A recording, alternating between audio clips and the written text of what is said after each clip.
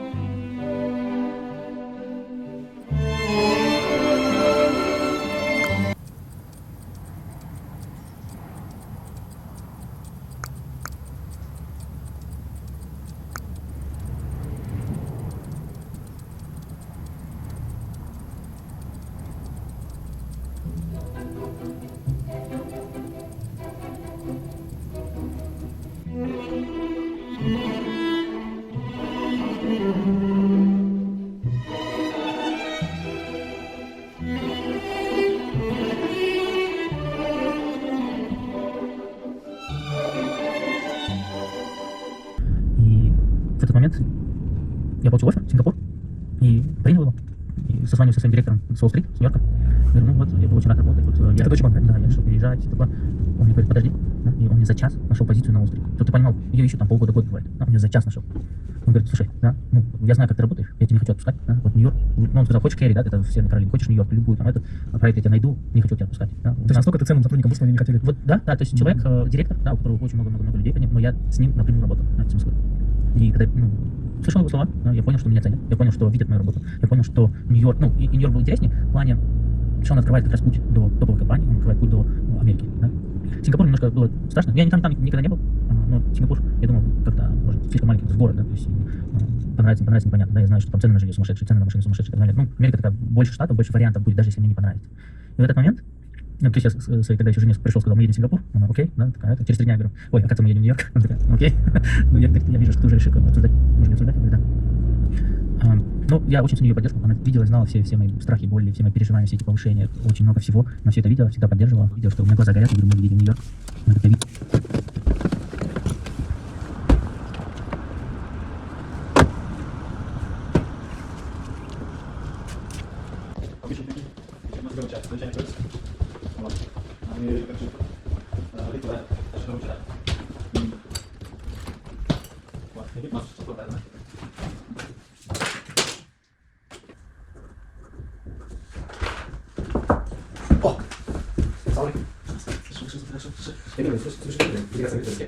инвестициялар боюнча саат январьдын 8-ден 9-уна 2024 саат 2-же 3-төр бойдо кайсылыгы косоп болуп турат. Сен өзүң эмне аркылуу сатат күнгө алып. Кайсы Казакстан Өзбекстан менен Казакстан менен кайсы сизге болсо ошону татабыз. Алар бирок Өзбекстандагы үч университет дагы 2 башка частный курстардан келишет да. Алардын акчасы боюнча дагы сүйлөшүп жатат. Биздин бул жакка жанагы финанс министрлигинин чакырып коебузбу. Анан деген бирок бизге инвестиция жолусу берип турган Асиянын эң эле жогорку баасы 1,5% болуш керек да. 1,5% андан жогору болсо болот да. Алар деген мисалы Казакстан 3%, Өзбекстан 2% пайдаланып болсо, биз алардан эң төмөн таныш дейт да. Ошо келгенде ушунда тапырак эмне кайсы бизди чакырып көрсөң. Алардын немесе пайыз сүйлөшүп турган неге инвестициялар эле. Промоушен проекти сүйлөшкөндө проценттер может караштырып көрөбүз, биз үчүн наиболее төмөн болуп калышы мүмкүн деп атат. А биздин деген мамлекетке тартып аткан инвестиция жолусу немеде албайбыз. Модель сол сүйлөшүп суммасы сүйлөшүлүп баягы айтылган проценттер дагы сүйлөшүлгөн бүгүн эле алар менен чалышкан ушунда. Биз кайра туруп пайызын болуп калды, биздин институттен ушундай жок болду. Эмне болду? Эме болду? Сен чактарга дагы бүгүн арет кылдык, биз ушунча иш алып калдык. Бирок биз башында эскерткенбиз, биздин мүлкүн мынча деген эмеси бар, өзүнүн банкасы ошондон ашпашы керек деген талап бар, ошого баш иштетип көрсөтөт.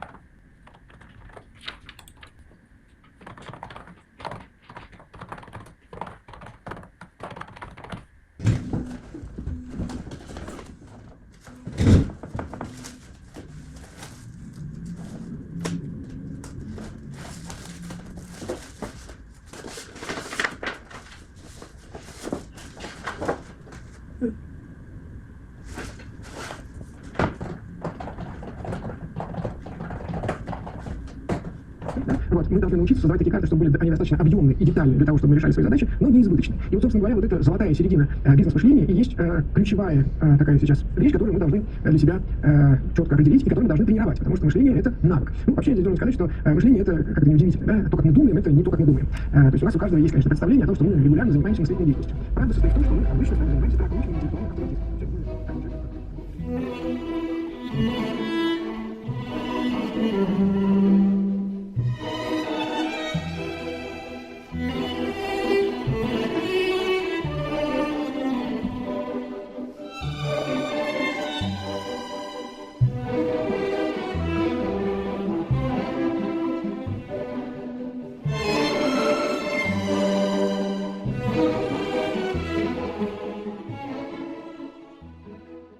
Вот, и потом подписали большой контракт на очень большую сумму, и потом этот проект пришел в Нью-Йорк. На самом деле это довольно ключевой момент в моей карьере, потому что мой проект отдали другому человеку, и я не делал. Проект назывался Билип, который знания, потому что собирал много знаний в одном бизнес-системе, и этот проект решили отдать более опытному человеку, и для меня это такой травматичный набор, который очень сложно пережил.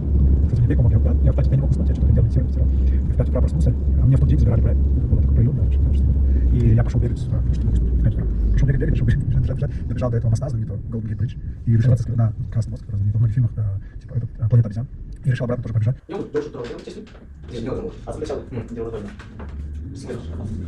Тогда будет по ноге на каусичном. А просто Идем, делали. если чуть-чуть не надо пишу раз. Смотрю, почему я не делал. Просто начал заниматься. Делегация билета вам Санки. Да, набирался, так сказать.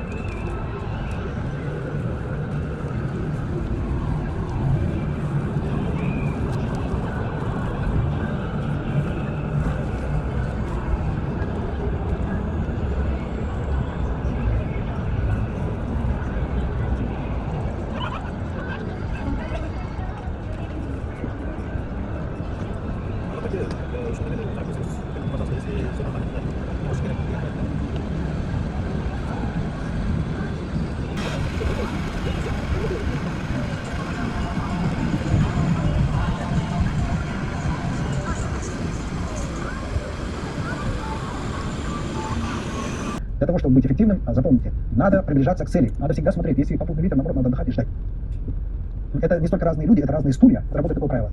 Точка сидения определяет точку зрения. Смотрите, мы на этот стол смотрим, для меня это стол одна картинка. С вашей позиции этот стол имеет другую картинку. То есть в зависимости от того, где ты сидишь. Так вот, если вы бизнесмен, то вы на вещи будете смотреть по-другому. Инвестор по-другому. И таких противоречий на самом деле очень много. У меня есть целый список. Соответственно, на этих двух стульях сидеть одновременно нельзя. Я не рекомендую. Не рекомендую при условии, если вы хотите достичь больших результатов. Если вы хотите быть посредственным бизнесменом, либо посредственным инвестором, вы можете сидеть на двух стульях. Почему? И вопрос, когда определяется, когда нужно выбирать. Обычно как? Бизнесмен зарабатывает деньги, растет, у него денег становится больше, бизнес становится больше, и он потом думает, мне надо диверсифицироваться. И он берет эти деньги и начинает инвестировать в другие отрасли. В результате вся жизнь, на самом деле, она состоит из энергии, а энергия управляется вниманием. А бизнес, когда его растет, у него внимания на инвестиции не хватает, и инвестиции умирают. Покидают, там, убытки и так далее. Таких бизнесменов я много встречал. Либо бывает, он уходит в инвестиции и начинает здесь работать, тогда у него бизнес начинает загинаться. Вопрос во внимании. Если у вас маленький бизнес и маленькие инвестиции, у вас внимания хватает, вы можете параллельно вести. Но в какой-то момент вырастет либо бизнес, либо инвестиции, и вам нужно уже принять решение, на чем концентрировать внимание и от чего отказаться. Чем эффективнее человек, тем больше он может параллельно работать. Просто в какой-то момент даже у эффективного человека внимания ограничено, уже не хватает. Ему все равно придется в конце принимать решение. Либо он бизнесмен, либо он инвестор.